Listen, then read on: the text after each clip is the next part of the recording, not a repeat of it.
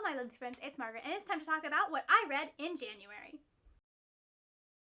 I'm going to say January was a pretty good reading month for me because I read 10 books and enjoyed most of them. There are some other things that we're going to get into. There will be spoilers for the first time in one of my wrap-ups. There will be a warning. I just can't I can't discuss why I didn't like the book without majorly spoiling things. Let's get into stats, shall we? Because I am actually bringing stats back. I figured out a way that I like to do them, so let's get in. So, like I said, I read 10 books in the month of January. That came out to 3,443 pages. For the format that I read those in, I read 5 audiobooks, 4 physical books, and 1 graphic novel. The age breakdown was 7 YA, 2 adult, and 1 children's picture book. For the genre breakdown, I read 3 fantasy, 2 contemporary, 2 historical, 1 dystopian, 1 thriller, and 1 picture book. As far as ratings go, I had 6 4 stars, 4 3 stars, and 1 2 star. That one's going to be fun to talk about. I've also started keeping track of how much money I am saving by going to my library. So 5 of the books that I had, I already owned, including 1 ARC that I had received, and then 5 of the books were from the library, and that saved me a total of $96.97 this month. My favorite book of the month was Sorcery of Thorns by Margaret Rogerson, and my least favorite book of the month was Home for Erring and Outcast Girls by Julie Kibler. I know last year I was breaking my books down by what format I read them in, but since I'm giving you that visual representation of what books were which format, I'm just going to start talking about them in the order that I read them. So the first book that I finished in January was Crown of Midnight by Sarah J. Maas. I ended up giving this 3 stars, 3 stars. Crown of Midnight is the second book in the Throne of Glass series. In Throne of Glass, we meet Selena, who is an assassin that has been captured by the Crown and held in a prison camp. One day, the Crown Prince shows up and offers her a deal. If she will fight to become the champion for his father, which basically means she's going to do any kills that he orders, she will be the assassin for the king, who she absolutely hates, by the way. If she will fight to be the king's champion for this prince, then she will be able to earn her freedom in the next 5 years. Selena takes him up on that offer, and as we go, she starts getting embroiled in some of the palace intrigue and things that are happening outside of the trial that she is in. Contestants start showing up. There is a lot of murder, magic, and angst in this book. Now is when I should probably mention that if you are interested in keeping up with what I am reading on a day-to-day basis and what my thoughts are throughout the month, go ahead and follow me on my second Instagram, My Diary in Books. I've been just basically every day taking a picture of what I read that day and saying some thoughts about it, and then every time I finish a book, I will do a little snapshot of what I thought about the book. So if you've been following me there, you might know what some of my thoughts and what some of my problems with this book were. So for things that I liked about this series, I really like Selena as a character. I think that she is really well fleshed out. I enjoy her kind of angry at the world attitude. I like what she keeps getting drawn into. She just wants to keep her head down, and she keeps getting drawn in to all of these issues that are happening around her. And she's just like, can I just survive? And people are like, no. I also really like the love triangle in this series, or at least these first 2 books. For those of you that are about to be like, oh no, she's getting attached, don't worry, I know. But I really like the fact that it's not a competition right now between the 2 boys, that they're both really invested in what Selena wants and her being happy. It affects their relationship a little bit, but it doesn't make them hate each other. It doesn't make them treat each other any less. They're just both like, hey, you better treat her well. And if she is unhappy, I will murder you. Basically that kind of thing, but it's not the they're being petty. I really liked how it's handled. I like the really good friendship dynamic that is developing between these 3 and the fact that they are there for each other. I enjoy that. I also really like the fact that she is still using stuff that she set up in book 1 and expanding on it. I like when you can see the seeds of what is happening in one book in the book that happened before it. I like the fact that she is using characters from the last book to affect the plot in ways that you would not necessarily expect. You might think, hey, we're done with these people, but then, surprise, we are not, and they're going to come and be really stupid and do things that I don't like. However, the fact that she used that character to do what she did, that was clever. What she did was not. Also, I really even though I knew it, I really liked the way that she revealed the twist at the end. So things that I didn't like in this book, we still only have 1 person of color in this book. And that leads into the thing that really just knocked, this was gonna be a 4-star book, and then Sarah J. Maas did a thing, but I enjoyed the book except for this terrible decision on Sarah J. Maas's part that when you are a white author writing and you only have so many people of color, you really can't pull stuff that like what she pulled in this book. It's just bad. It's bad for you as a writer. It's bad for your readers. It's harmful for them. So I am going to put a timestamp and say we are officially in spoiler country now. So basically, there is one person of color. There is a black character. Her name is Nehemia. She is fantastic. I loved her. She gets not just murdered, she gets brutally murdered. And that's not something you can do when you have a world that is not diverse. I mean, technically her world is diverse. We know that the kingdom of Iowe exists because Nehemia is the princess of that kingdom.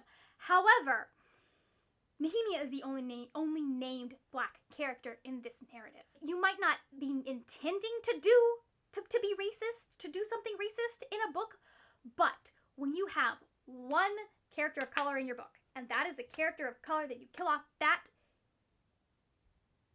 it's kind of racist. I'm sorry. I know people are going to be mad at me for saying it tells your readers that you, whether you're aware of it or not, that you consider people of color as disposable characters. There were so many ways that she could have gotten Nehemia out of the action. So many ways that did not involve her dying. And even within the ways that involved her dying, that did not involve her being brutally murdered and mutilated when she was killed. Like, I understand she was going for shock factor there, but it's just, as a writer, that is something you have to be aware of. Alright, spoilers are over. Basically, the thing that she did, I just feel like, I don't think she was intending to make her readers, who are people of color, feel disposable. I don't think she was intending to continue feeding into a problem that is very prevalent in fantasy, but she did. It rubbed me the wrong way. I didn't like it. I was not happy with, there were so many ways she could have tackled that plot point, and she chose the worst way, in my opinion. The most harmful way. It gives me pause and makes me concerned. If I had not read the A Court of Thorns and Roses series and seen that she does work more diversity into that, I would be concerned about how she's going to handle characters of color through the rest of her novel. Okay, so now that we've started out with controversy, let's continue on with that controversy, because the next book that I want to talk about, there are mixed opinions on BookTube. I have friends who are probably going to side-eye me for liking this book, but that book is Sorcery of Thorns by Margaret Rogerson. I gave this 4 stars. I absolutely adored it. It was, and it's not just because her name is Margaret, okay? Sorcery of Thorns follows Elizabeth. She was found as a young child and taken into one of the great libraries in Ostamere. She's been raised by the warden. The warden's job is to protect Ostamere from these books called grimoires. They are magical books that kind of have a life of their own. If they are damaged, they can turn into hideous magical monsters. Elizabeth has been growing up training to be a warden for her entire life. However, she gets implicated in the death of the head warden at her particular library. Elizabeth finds out that this murder is part of a greater political scheme that is going on, and she ends up on the run and can only turn to Nathaniel and his demon Silas for help. This is not her first choice, because she has been taught that sorcerers like Nathaniel are the most evil creatures alive. However, he is the only one that actually believes that she knows what she's talking about and that she actually saw something on the night of the murder. So the things that I liked about this, you guys know I'm just such a sucker for characters that are disasters, and all of them are, well, not all of them. There's Silas. But, like, he's just kind of like me sitting back going, you guys are a mess. But the two, the protagonist and the love interest of this series, they're a mess! They're disasters! They can't get their crap together to save their lives! Literally! I just loved Elizabeth and Nathaniel because they kept trying to do things. And I'm like, if you two would work together and stop running away from your feelings, which is the reason that they were not working together, things would be so much better. And it was just... Granted, Elizabeth does have a lifetime of prejudice that she's having to deal with. But they're dysfunctional in a good way, not in like an abusive way, but in a good way where like their signals keep getting mixed, and so nobody's making a move because the signals are mixed, and there is so much glitter on my book right now. I love the fact that she smashes his mother's vase, and rather than getting mad, or not his mother, his grandmother's vase, and it's like a priceless antique, and he's like, you are a menace, basically. And then my favorite part is that he calls her an unmanageable, contrary creature, and like, if you are not being an unmanageable contrary creature, are you doing it right? I also really liked the pseudo-Victorian setting that they had. It's never stated outright where exactly they are. Like, it's a fictional world. And we're not, like, there's no way for the author to kind of, like, be like, but it seemed very Victorian to me. Like, we had just things that I imagine are, not imagine, but, like, things that I associate with Victorian era historical fiction. I also really liked the way that they use this plot and the things that are happening to Elizabeth. I like how it examines the ways that women can be silenced. Like, I literally was finding parallels as they were, like, it's based on things that have historically been used. It talks about asylums, it talks about men who are in power using their power to silence women. It did such a good job of taking history and using it in a fantasy setting. Silas was a doll. I loved him. He was so droll and just like he was so unbothered by things. And I loved that. I think he just he's seen things. I also wonder, because I've read An Enchantment of Ravens, I wonder if this world that they pulled, because he's a demon, this world that they pulled these demons from, I wonder if they're not pulling and binding fey creatures from the Enchantment of Ravens world. Are there correlations between these two books? I don't know. The only thing that I didn't like was the beginning. I felt was a little bit, not muddled, but it did take a minute for it to grab me and for me to truly understand what was going on in the story. That is the only critique that I have for this book, and the fact that, honestly, there was not enough kissing. However, what we got was very good. The next book that I want to talk to you guys about is This Time Will Be Different. This was my Book of the Month book from whenever I got Frankly in Love. I think I'm just apparently going in order of when I got these books and getting rid of them. Not really getting rid of them, but reading them so they are no longer on my physical...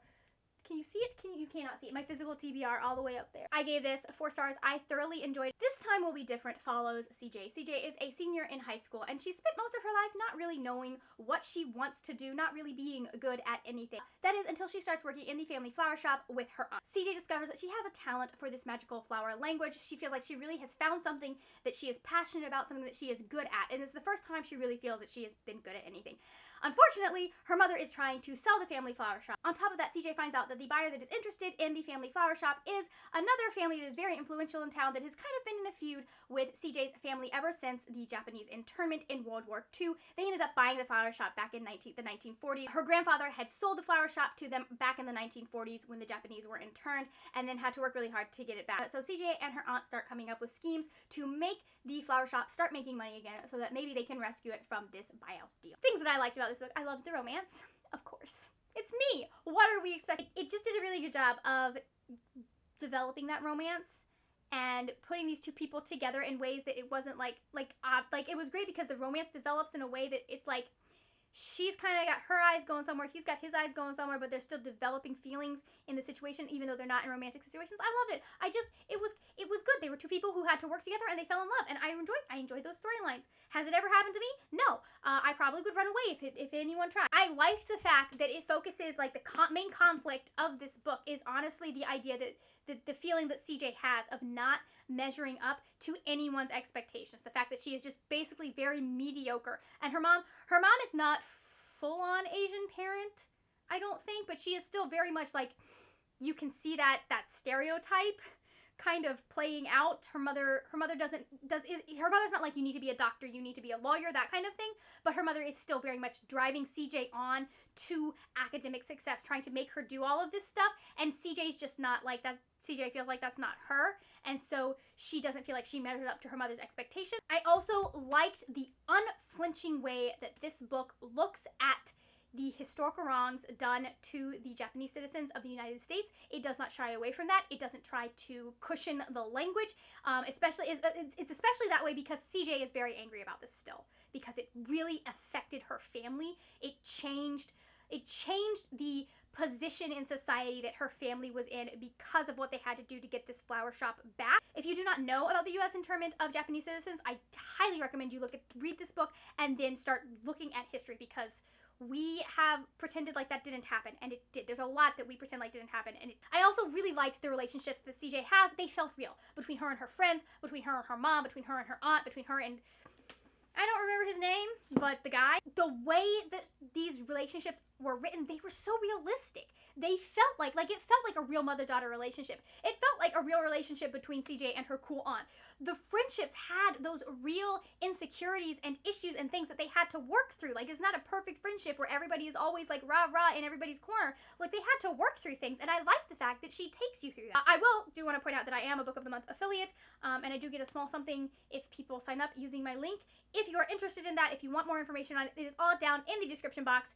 Just letting you know that, but I'm not going to bore you with the details. That's what a haul is for. The next book I read was Trail of Lightning by Rebecca Roanhorse. Oh my goodness. I ended up giving this 4 stars. I loved this book.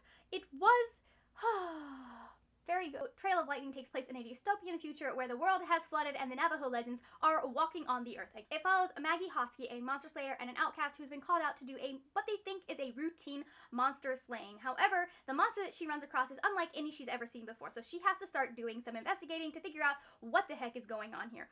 Turns out there are nefarious plots and schemes, and it might reach further than just that one monster slay. I like the fact that we have Maggie as she's when you think of the strong female protagonist character, she's what I think a lot of people think they are doing, but do badly. She is very, very belligerent. She is very, she's a fighter. That is her thing. That's what she's been raised to do. That's what she's been doing since she was young. She is very angry. She is also fleshed out. She has facets. To the people around her, yes, she looks like she's just that fighter, kind of strong woman character, but because we are inside her head, we get to see the depth of her emotions. We get to see her trauma. We get to see how she feels about things. And I love the fact that we get that inside her head. I think this is one of the best strong female characters I have ever read. I think that Rebecca Roanhorse is really good at doing the unexpected in her plots. I felt like there were times where I thought that I knew where it was going and what was going to happen, and yet she still was able to surprise me, which is not always an easy thing to do. I also really enjoyed how she wove Navajo lore into the storyline. I like the fact that she had these characters being represented, and that she didn't always represent them. They were not all represented in the same way. You can very much get the idea of the fact that all of these gods that are coming back get to choose how they are represented. They are choosing how to present themselves, and I really appreciated that. I enjoyed the multiple levels of conflict that we have in this book. I really liked that. It was not you start out thinking it is one thing, and in trying to solve that one thing, you're like, oh, but you have to also solve this other thing, or I won't give you your information. And so there are multiple, she's continually being dragged into what feels like random different things that she's having to solve and do, but it all ends up wrapping up into one really nice package, although it ended. We'll talk about that in a minute. I also like the fact that it was a fantastic, diverse cast. Despite the fact that this is on a Navajo reservation, it is not just your stereotypical Native American. Now, I know that both for this one and for Trail of Lightning, which she recently released, Rebecca Roanhorse has been getting some heat for the fact that she is not Navajo. She is a Pueblo.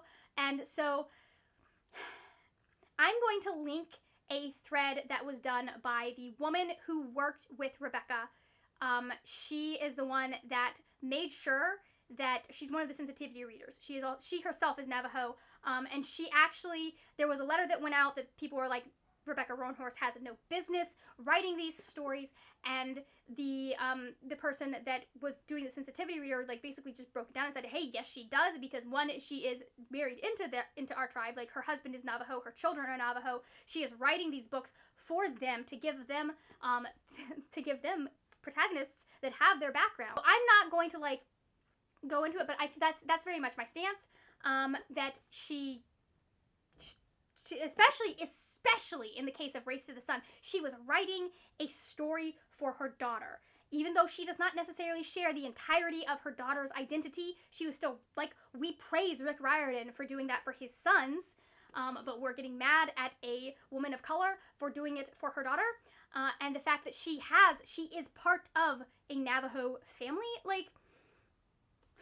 there's a lot. And I think a lot of it has to do with the fact that she is half black. And so we'll talk about that in a minute. The only thing about this that I didn't really like is that it ended. Really, honestly. Well, there was this one thing, but I can't tell you what it was, because I would have preferred that not to happen. However, I'm sure Rebecca Roanhorse is going to do something fantastic with that in the plot for the next book. The next book was my 2-star book of the month, and that was Home for Erring and Outcast Girls by Julie Kibler. Home for Erring and Outcast Girls follows 2 separate timelines. The first is Kate. She is a librarian in the future who has this kind of pet research project about this Baraka industrial home for outcast women.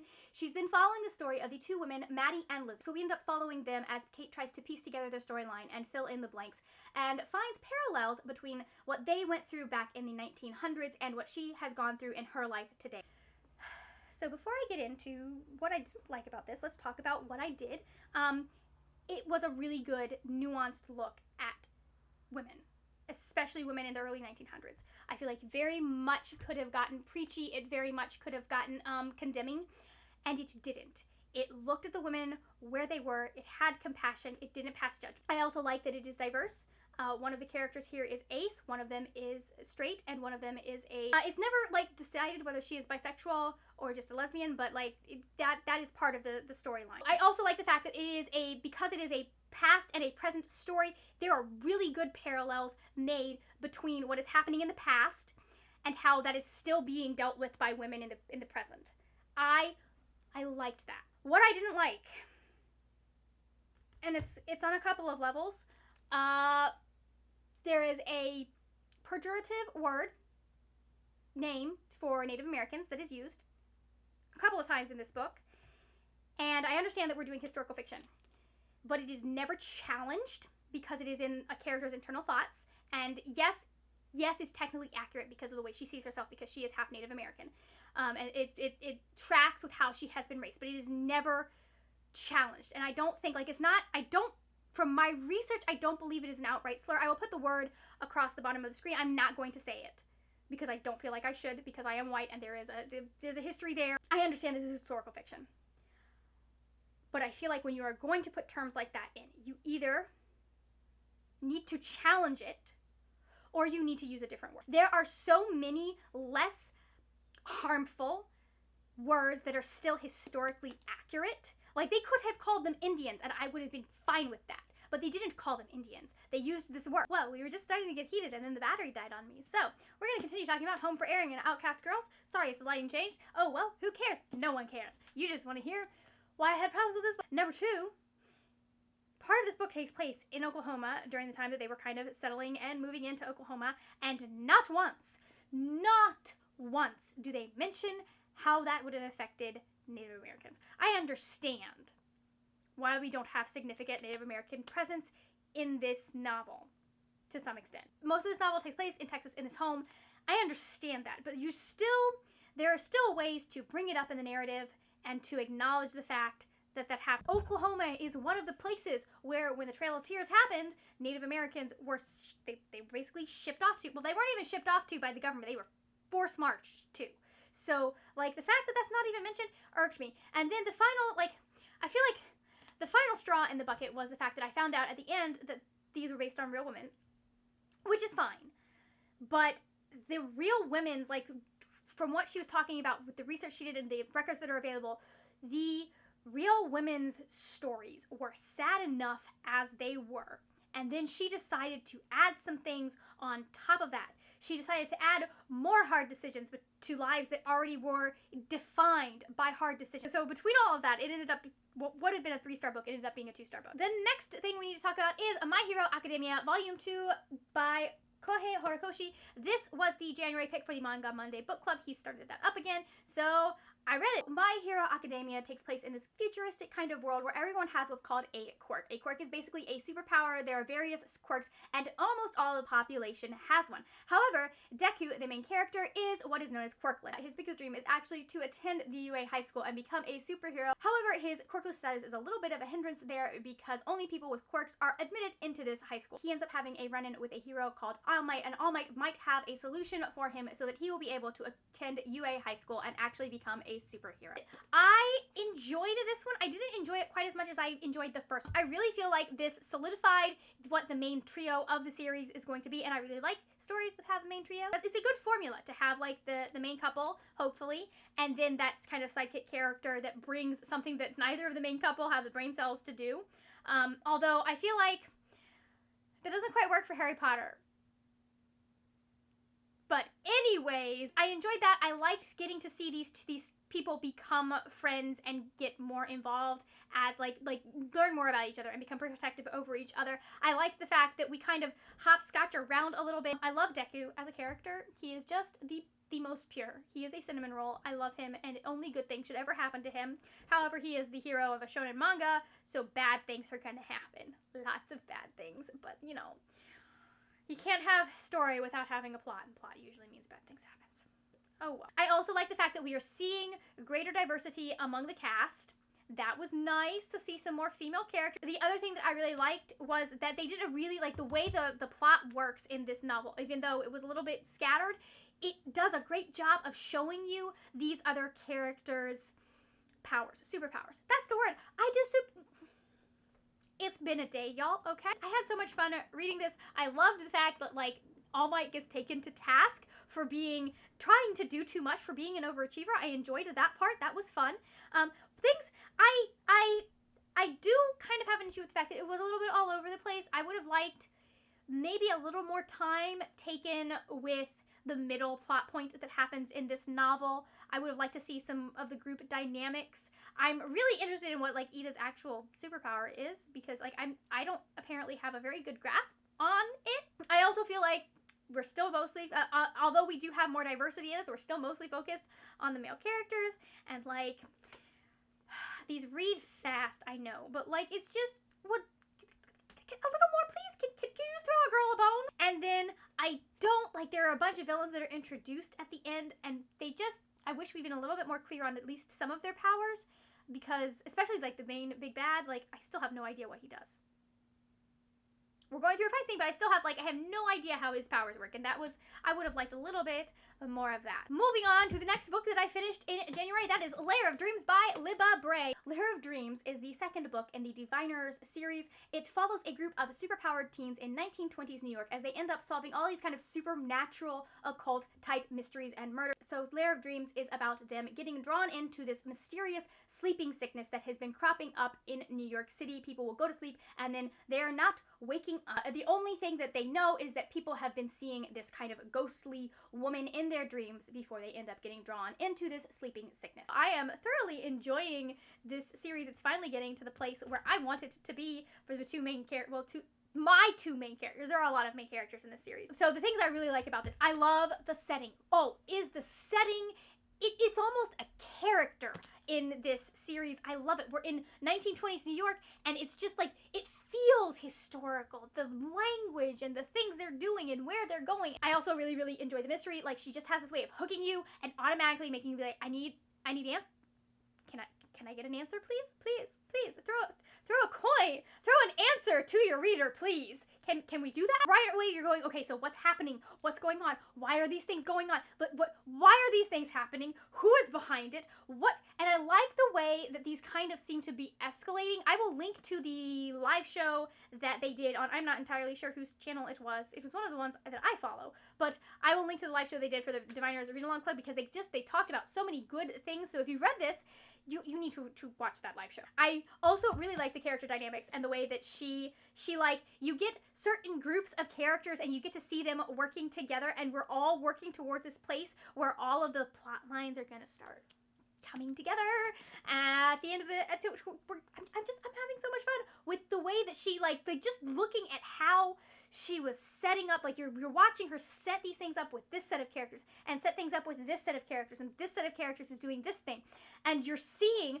like way down the line you're going, oh, so but is that going to but, and is that also, and then like they're all working on different aspects of this mystery. So it was so good to see like everyone getting some of the answers they needed, but not all of them, and then they have to like team up and actually solve the mystery. I don't feel like I can tell you that there's a trope I really like, but if you were following me on Twitter, there's a trope that I absolutely adore that gets brought up in this novel, and it's with my couple, and so I was just so happy with it. Oh, yes. I just, like, when I realized, like, I was like, oh, is it gonna be this?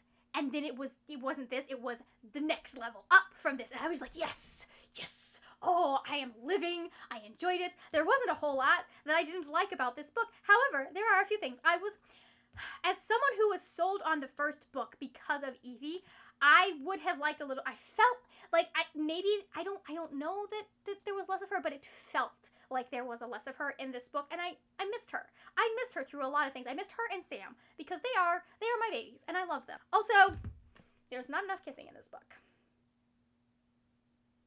There just isn't. I had an issue with that.